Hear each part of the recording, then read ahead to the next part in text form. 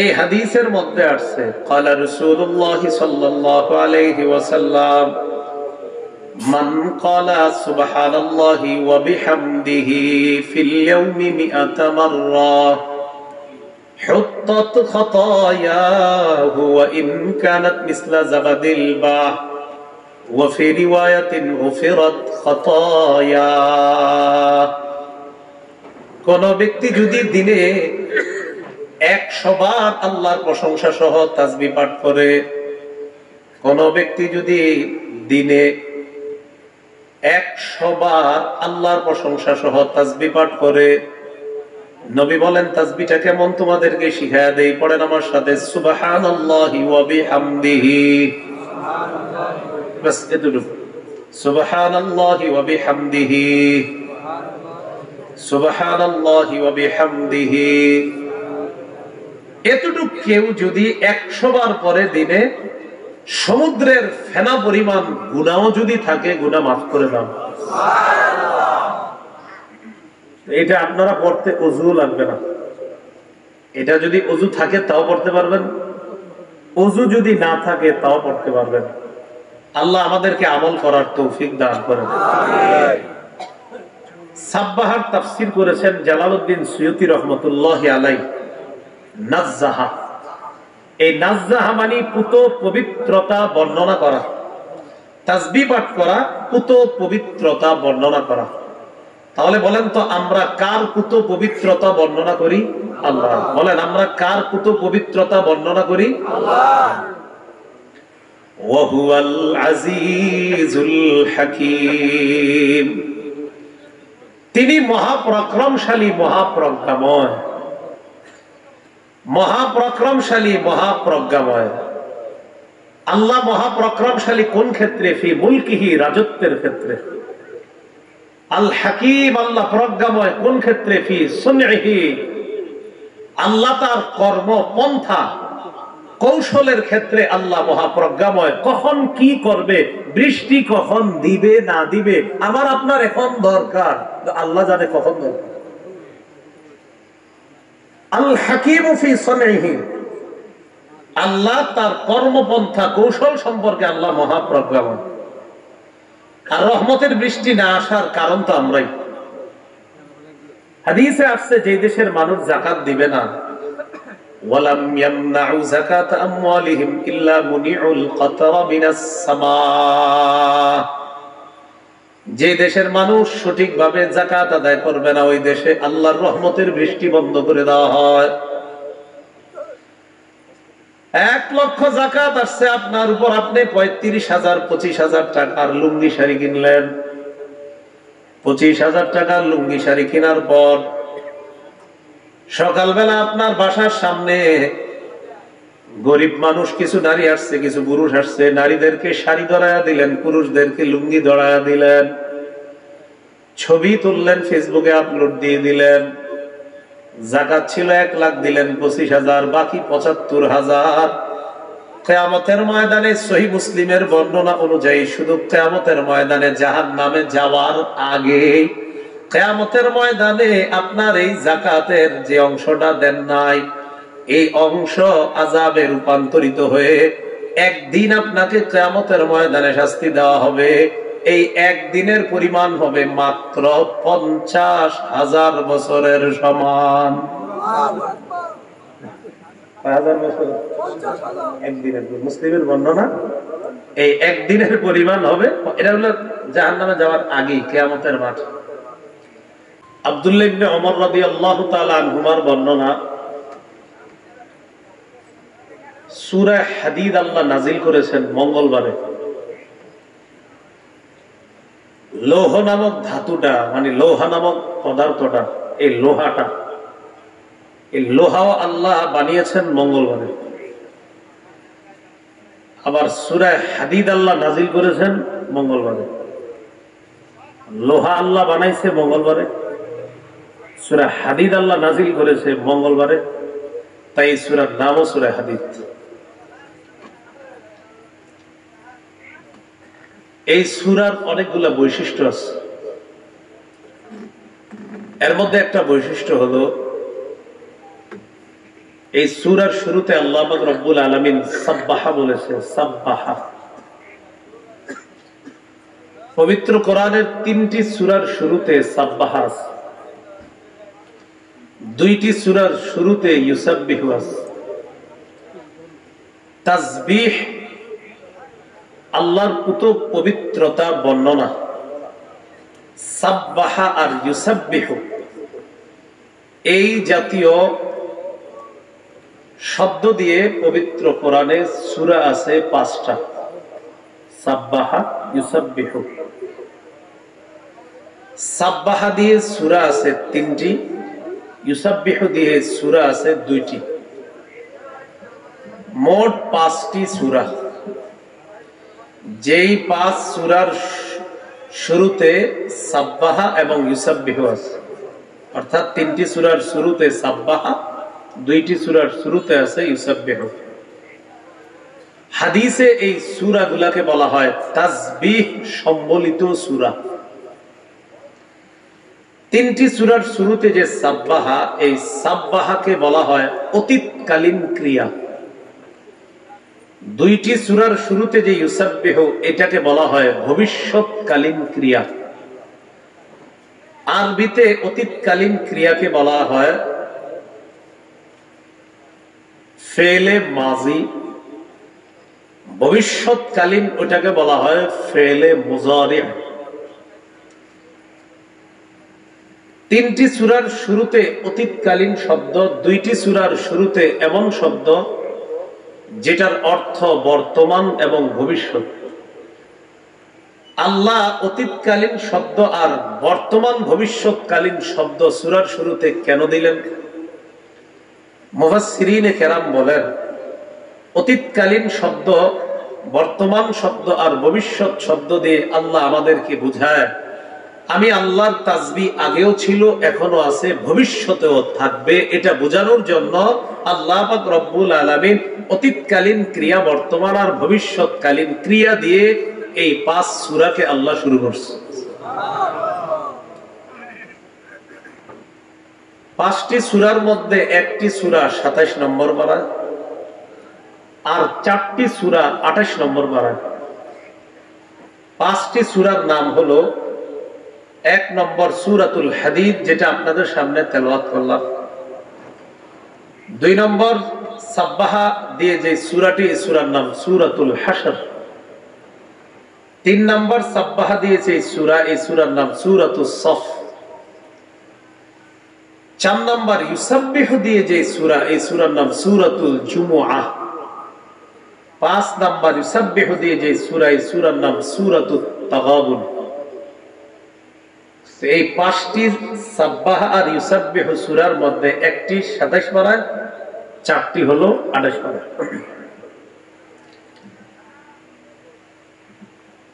সূরা হাদীদের শুরুতে আল্লাহ পাক রব্বুল আলামিন সাব্বাহা দিয়ে শুরু করেছেন,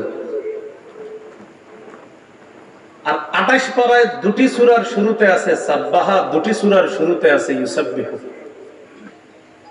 সূরা হাদীদ কোথায় নাজিল করেছেন আল্লাহ? এই ব্যাপারে মুফাসসিরিনে কেরামের 2টি মত। কিছু মুফাসসিরিনে কেরাম বলেন এই সূরা মক্কায় নাজিল হয়েছে।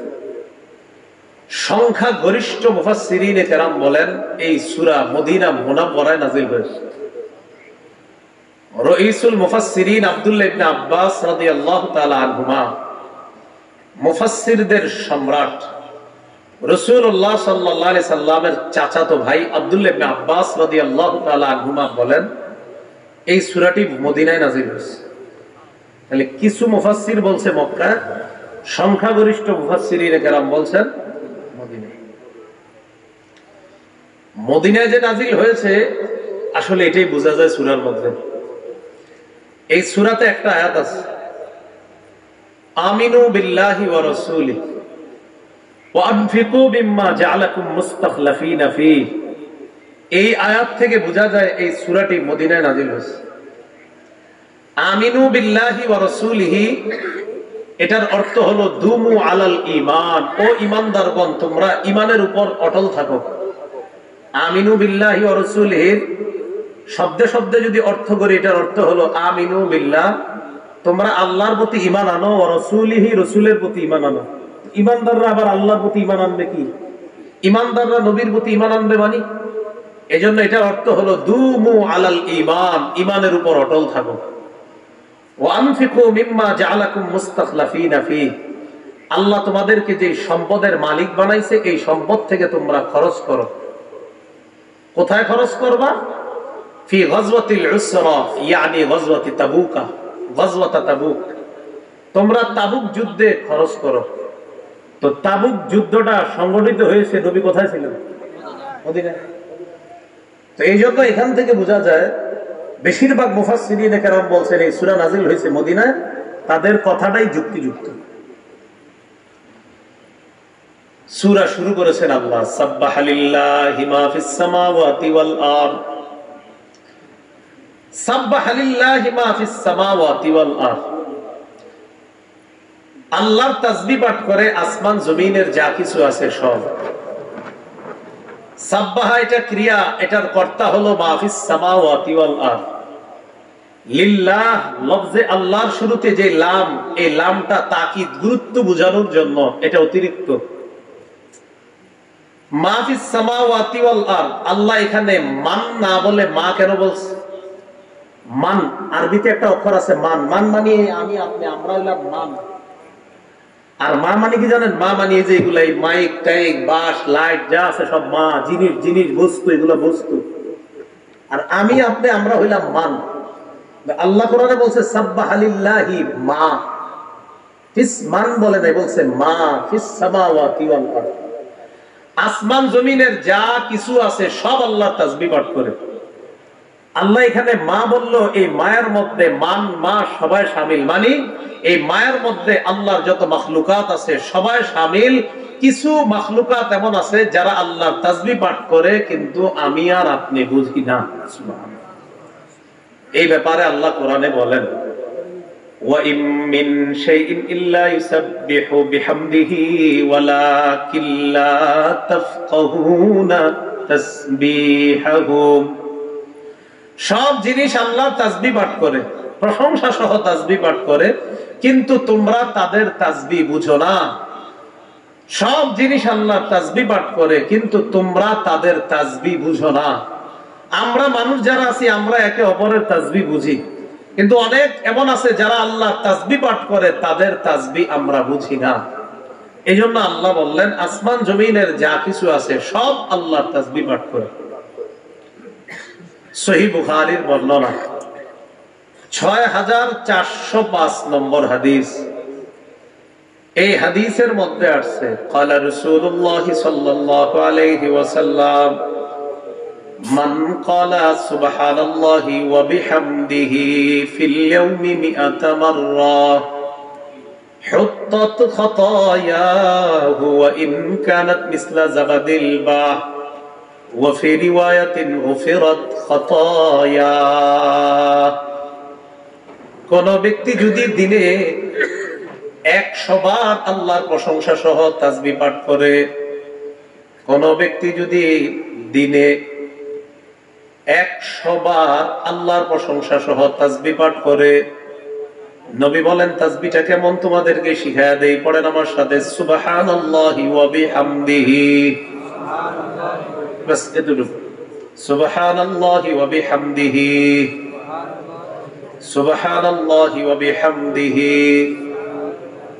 এতটুকু কেউ যদি 100 বার পরে দিনে সমুদ্রের ফেনা পরিমাণ গুনাহও যদি থাকে, গুনাহ মাফ করে দাও। এটা আপনারা পড়তে ওযু লাগবে না, এটা যদি ওযু থাকে তাও পড়তে পারবেন, ওযু যদি না থাকে তাও পড়তে পারবেন। আল্লাহ আমাদেরকে আমল করার তৌফিক দান করেন। সাব্বাহার তাফসীর করেছেন জালালউদ্দিন সুয়ুতী রাহমাতুল্লাহি আলাইহি।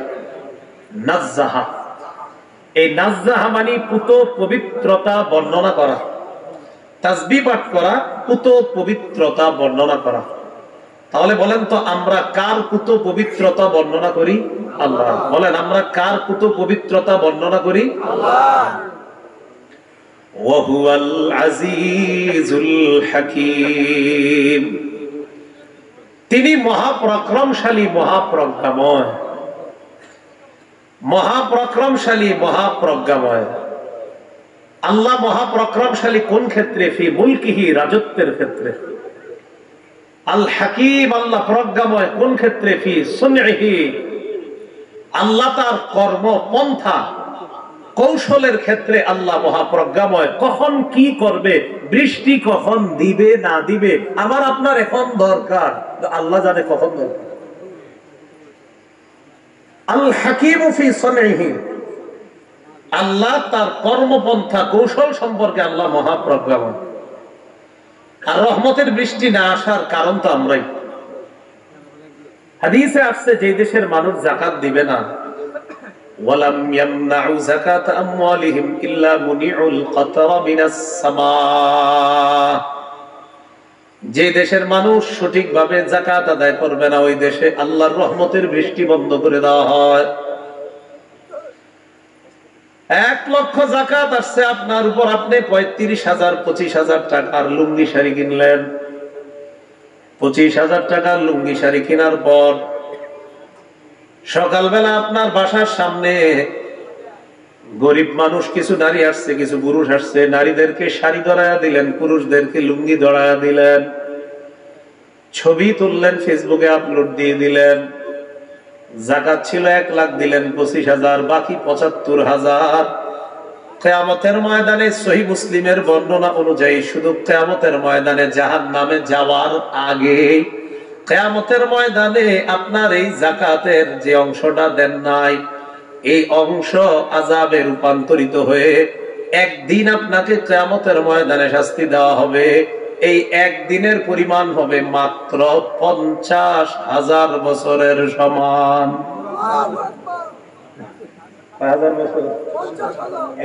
মুসলিমের বর্ণনা, এই একদিনের পরিমাণ হবে। এটা হলো জাহান্নামে যাওয়ার আগে, কিয়ামতের মাঠ। আপনি বলেন আমাদের দেশে যাদের উপর যাকাত ফরজ হয় 100% থেকে, ওলামায়ে কেরামরা আরো ভালো বলতে পারে, যাকাত যারা দেয় এদেরকে চিনে অনেক কি, 100% এর মধ্যে কয়জন সঠিকভাবে তার 100% যাকাতটা দেয়? দেয়, বুঝ দিয়ে দিলাম। তো মাশাআল্লাহ যারা দেয়, দেখেন তাদেরকে আল্লাহ দিন দিন আরো ধনী বানাইতেছে। আপনি খোঁজ নিয়ে দেখেন, কারণ যাকাতের যে টাকাটা, এটা আপনার না। যাকাতের টাকাটা এটা আপনার না, আপনার হাতে আল্লাহ রাখছে, এটা যার তারে দিয়ে দেন, এটা তার। এখন আল্লাহ বৃষ্টি, রহমতের বৃষ্টি কেন দেয় না? কয় যাকাত না দেওয়ার কারণে। তো এরপরেও মাঝে মাঝে বৃষ্টি হয়, কয় কেন? নবী বলেন লাউলাল বাহাইম, চতুষ্পদ জন্তুরা যদি দুনিয়াতে না থাকতো, হাঁসগুলা বৃষ্টি হইলে খুশি হয়, জলহস্তিরা বৃষ্টি হইলে খুশি হয়, কিছু প্রাণী আছে এরা বৃষ্টি হইলে খুব খুশি হয়। নবী বলেন এরা যদি না থাকতো লাম ইউমতারু, তোমাদেরকে আল্লাহ বৃষ্টি দিতেন না, শুধু ওই প্রাণীদেরকে খুশি করার জন্য আল্লাহ বৃষ্টি দেন।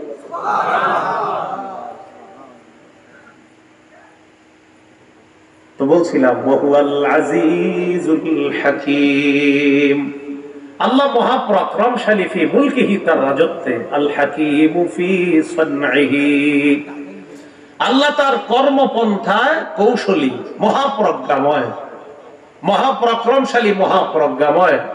আল্লাহকে আমরা যেন মনে প্রাণে আস্থা, বিশ্বাস, সর্ব অবস্থায় যেন সেই মহা ক্ষমতাধর আল্লাহর উপরে বিশ্বাস অর্জনটা আমরা মরণ পর্যন্ত যেন সেই রবের বিশ্বাস নিয়ে বাঁচতে পারি, আর এই বিশ্বাস নিয়ে যেন মরতে পারি।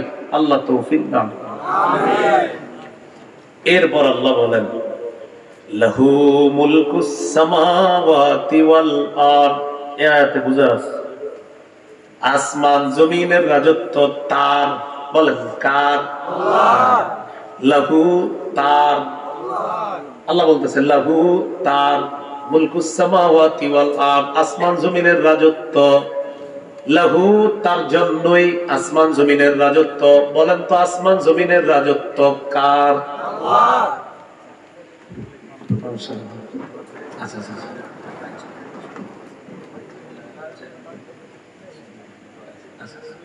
ঠিক আছে।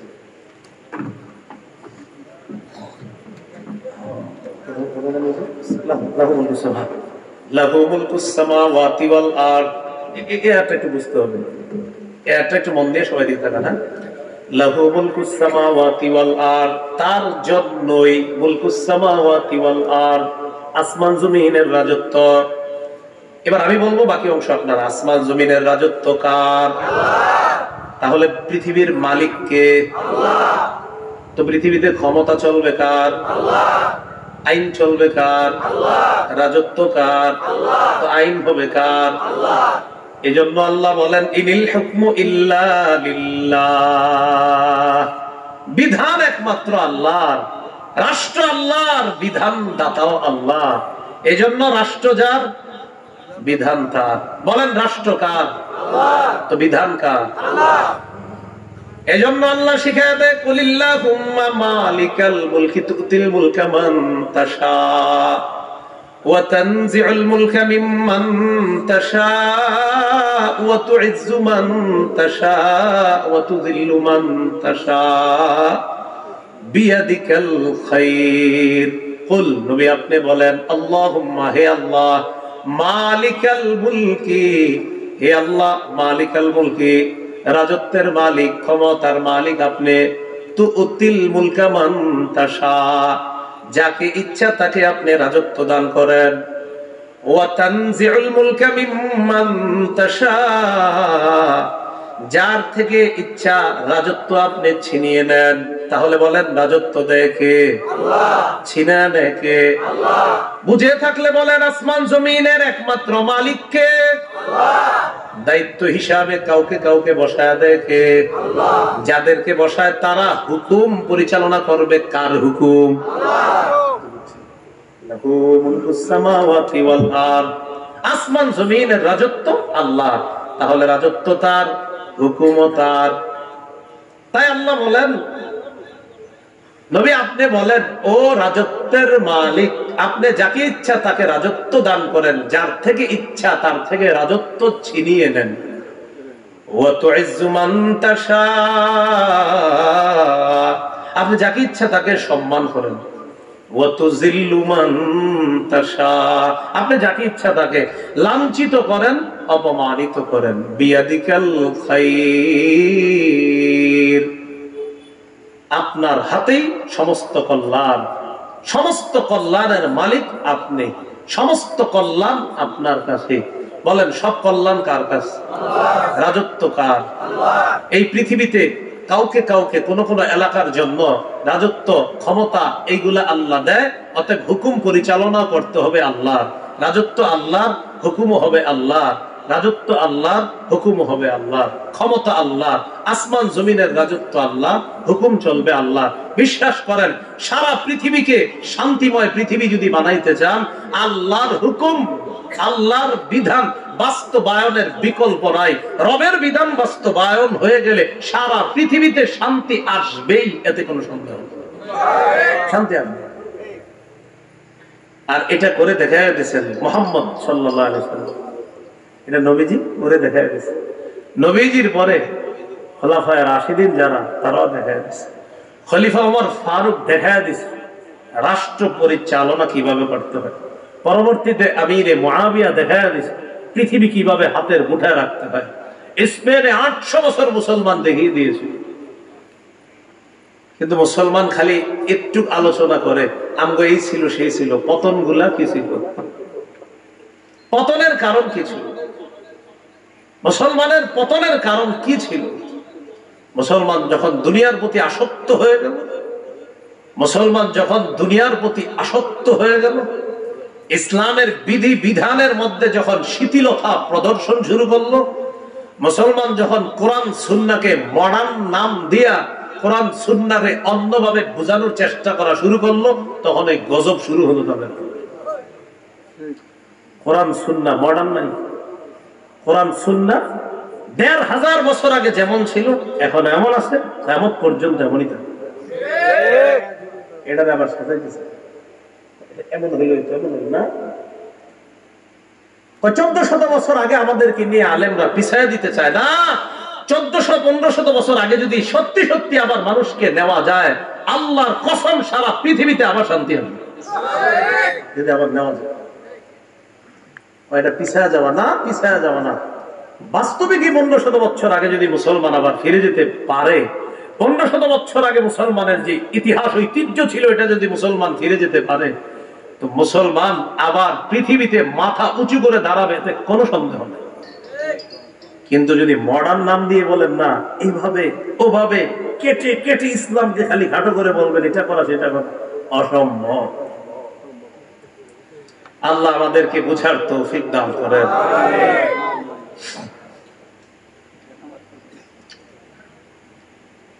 ইব্রাহিম আলাইহিস সালাতু ওয়াস সালাম নমরুদের সামনে আছে, নমরুদরে আল্লাহ রাজত্ব দিচ্ছে। এই বেটা রাজত্ব পাইয়া এক সময় বলে ফেললো আমি খোদা। ইব্রাহিম নবীর সাথে ঝগড়া লাগছে। আল্লাহ পাক রব্বুল আলামিন বলেন, হাফিজি কোরআন মাজিদ 3 পারা 2 পৃষ্ঠায় আলোচনাটা আল্লাহ আছে।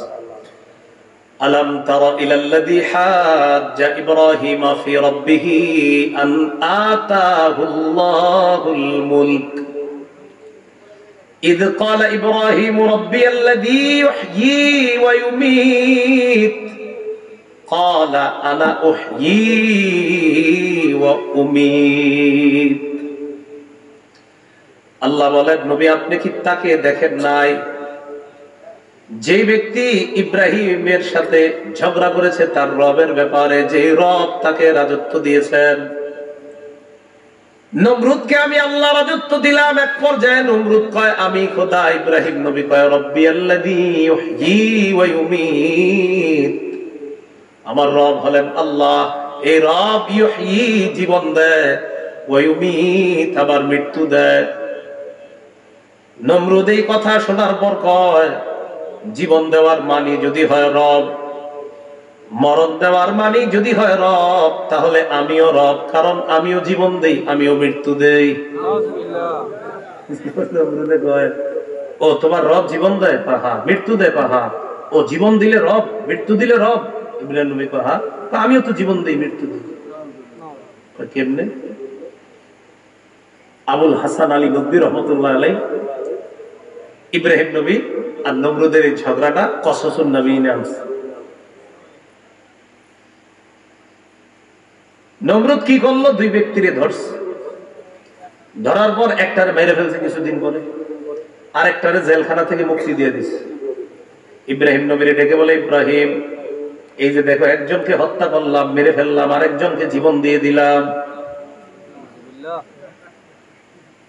একজনকে আমি মেরে ফেললাম, আরেকজনকে জীবন দিলাম, অতএব আমিও জীবন দেই, আমিও মৃত্যু দেই। ইব্রাহিম নবী চিন্তা করলেন এটা তো জাহেলে মূর্খরে এইভাবে বুঝাইলে হবে না।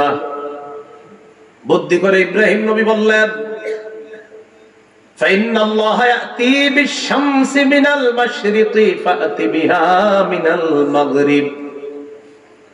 আমার রব, আমার আল্লাহ প্রতিদিন সূর্য পূর্ব দিক থেকে উঠায়, তুমি পশ্চিম দিক থেকে উঠায় দেখাও। আল্লাহ কোন দিক থেকে উঠায়? ইব্রাহিম নবী বুঝাইতে যায়, যিনি রব, যিনি আল্লাহ, তিনি সূর্য পূর্ব দিক থেকে উঠাইতে পারে। তোমার দাবি অনুযায়ী তুমি যদি রব হও, তুমি যদি খোদা হও, পশ্চিম দিক থেকে সূর্য উঠায় দেখাও। নমরুদ ধরাশয়ী হয়ে গেল, চিন্তায় পড়ে গেল। ফাবুহিতাল্লাযী কাফার। আল্লাহ বলেন, যে ব্যক্তি কুফরি করেছে, ঝগড়া করেছে, মানে নমরুদ ধরাশয়ী হয়ে গেল, ইব্রাহিমের কাছে ধরা খেয়ে গেল, ধরাশয়ী হয়ে গেল, পরাজয় বরণ করলো। এজন্য কোন জাহেল যদি কখনো কথা বলে, ওলামায়ে হযরতদের সাথে আমার পরামর্শ থাকবে, হুজুর জাহেলরা কখনো কথা বললে এদের সামনাসামনি কথা বলবে। কিভাবে বলেন তো? Face to face. 2-3 মিনিটও দাঁড়াইতে দিবেন না, 2-3 কথা বললেই বোল্ড। ফেস টু ফেস যদি না বসেন, জাহেলরা আপনি যতই বুঝাবেন লাভ নাই। সামনাসামনি জাহেলের সাথে বসবেন, জাহেল আপনার সাথে টিকবে না। এই কথা মাথায় রেখেন।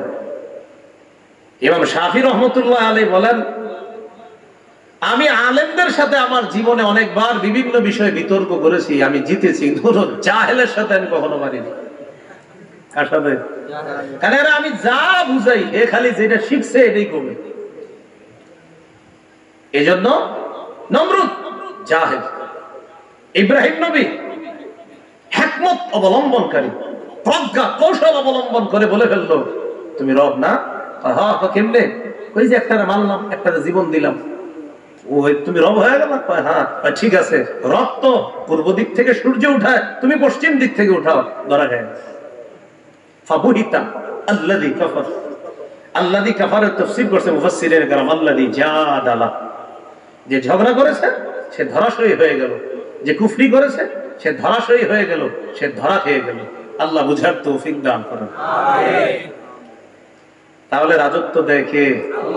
তো রাজত্ব পেয়ে এটা মনে না করা আমি খোদা, আমি সব, আমার পতন নাই, এটা মনে না। এরপরে আল্লাহ পাক রব্বুল আলামিন বলেন লাহু মুলকুস সামাওয়াতি ওয়াল আরদ ইউহয়ী ওয়া ইউমীত, আসমান জমিনের রাজত্ব আল্লাহর। ইউহয়ী তিনি জীবন দেয়, ওয়া ইউমীত তিনি মৃত্যু দেয়। ইউহয়ী বিল ইনশা ওয়া ইউমীতু বা'দাহু আই বাদাল ইনশা। ইউহয়ী তিনি সৃষ্টির মাধ্যমে মানুষের জীবন দেয়, ওয়া ইউমীতু সৃষ্টি করার পর আল্লাহর যতদিন মন চায় ততদিন বাঁচবেন, আল্লাহ এরপর আবার আপনার মৃত্যু দিবেন। ওয়া হুয়া আলা কুল্লি শাইইন কাদির, আল্লাহ সবকিছুর উপর ক্ষমতাবান। আমাদের জীবন দিয়েছে কে? আল্লাহ। আমি আপনি কোথায় ছিলাম বলেন? মায়ের পেটে। তো মায়ের পেটে ঠিক আছে, জীবিত ছিলাম কিছুদিন, ঠিক না? আসলেই ছিলাম। এর আগে কি ছিলাম বলেন? সামান্য নাপাক পানি, বলেন কি ছিলাম? এর আগে কি ছিলাম সেটা বলেন। কিছুই না, বলেন সবাই কিছুই না। তাহলে কিছুই না, আমি এখন মানুষ। কোথায় ছিলাম? মায়ের পেটে।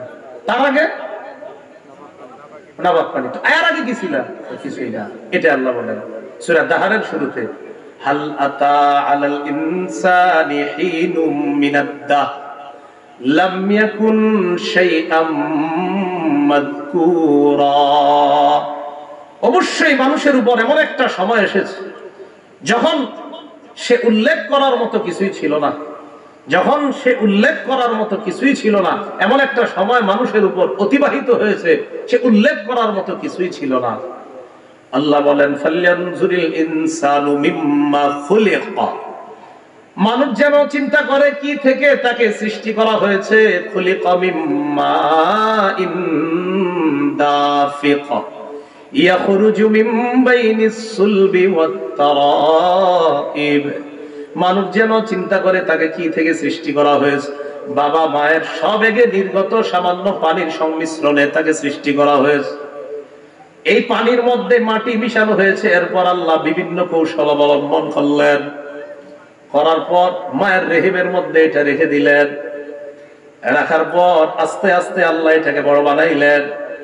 রক্ত, মাংস, হাড্ডি এইভাবে বাড়াইতে বাড়াইতে এক পর্যায়ে একটা রূপ দান করলেন। তখন ওই বাচ্চাটার খাবারের প্রয়োজন। নাভি দিয়ে একটা পাইপ লাগায় দিলেন যেন মায়ের পেট থেকে রক্ত ওই পাইপের মাধ্যমে শিশু সন্তানের পেটে চলে যায়। আল্লাহ মুখ দিয়ে না খাওয়া পাইপ দিয়ে কেন পেটে ঢুকাইলেন? এর কারণ হলো বান্দা দুনিয়াতে আসার পর এই মুখ দিয়ে আল্লাহর পুত পবিত্রতা বর্ণনা করবে। রক্ত যেহেতু নাপাক, তাই নাপাক রক্ত আল্লাহ পবিত্র মুখ দিয়ে না ঢুকায়া পাইপ দিয়ে পেটের মধ্যে নেয়, মুখকে পবিত্র রাখে যেন বান্দা দুনিয়াতে আসার পর এই পবিত্র জবান দিয়ে আল্লাহর পবিত্রতা বর্ণনা করতে পারে। এই জন্য পাইপ, এই পাইপ কাটে না, মুখ দিয়ে খায় না। রহস্য, হিকমত। ইউহয়ী ওয়া ইউমীত, তো তিনি জীবন দেয়, তিনি মৃত্যু দেয়। তাহলে এবার দিল থেকে বলেন, প্রকৃত পক্ষে আসলেই জীবন দেয় কে? আল্লাহ। মৃত্যু দেয় কে? আল্লাহ। তাহলে জীবন মৃত্যু কার হাতে? আল্লাহ। ওয়া হুয়া আলা কুল্লি শাইইন কাদির, তিনি সব জিনিসের উপর ক্ষমতাবান। এখন প্রশ্ন হলো, জীবন আর মৃত্যু আল্লাহ কেন দেয়? হইতে পারে আল্লাহ আপনি আমারে জীবন দিলেন, আমার মৃত্যু দিয়ে দিলেন, তো আমার আপনি সৃষ্টি করলেন কেন, আমার মৃত্যু দিলেন কেন? প্রশ্ন এসেছে। এটার জবাব আল্লাহ দিয়ে দিচ্ছে সূরা জারিয়াতের 56 নম্বর আয়াত। আল্লাহ বলেন, ওয়ামা খালাকতুল জিন্না ওয়াল ইনসা ইল্লা লিয়াবুদুন। মানুষ এবং জিনকে সৃষ্টি করলাম আমার ইবাদত করার জন্য, সুদ খাওয়ার জন্য না। কিসের জন্য? কথার কথা বললাম আর কি, হঠাৎ সুদ শব্দটা এসে বলছে, যদি আপনাদের এলাকায় নাই এমনি কইলাম। আল্লাহ বলেন, আমি জিন ইনসান সৃষ্টি করেছি আমার ইবাদত করার জন্য, হারাম কাজ করবে এই জন্য না। এখন আল্লাহ ইবাদতটা কতদিন করব এটা একটু আমাদেরকে জানায় দেন। সূরা হিজরের 93 নম্বর আয়াতে এটাও বলে দিয়েছে আল্লাহ, 14 পারার 6 পৃষ্ঠা সূরা হিজরের একদম শেষ আয়াত, 99 নম্বর আয়াত। ওয়া'বুদ রাব্বাকা হাত্তা ইয়াতিয়াকাল ইয়াকিন। জীবন দিলাম, দেওয়ার পর ইবাদত করবা, করতে থাকবা, করতে থাকবা, করতে থাকবা। কতদিন? আল্লাহ বলেন, হাত্তা ইয়াতিয়াকাল ইয়াকিন, মৃত্যু আসা পর্যন্ত ইবাদত করবা। তাহলে দেখেন, জীবন মৃত্যু মাঝখানে ইবাদত। বলেন, জীবন মৃত্যু মাঝখানে ইবাদত। জীবন দিলাম, মৃত্যু দিলাম, তাহলে মাঝখানে কি করব? এখন কথা হলো ইবাদতটা আবার কেমন?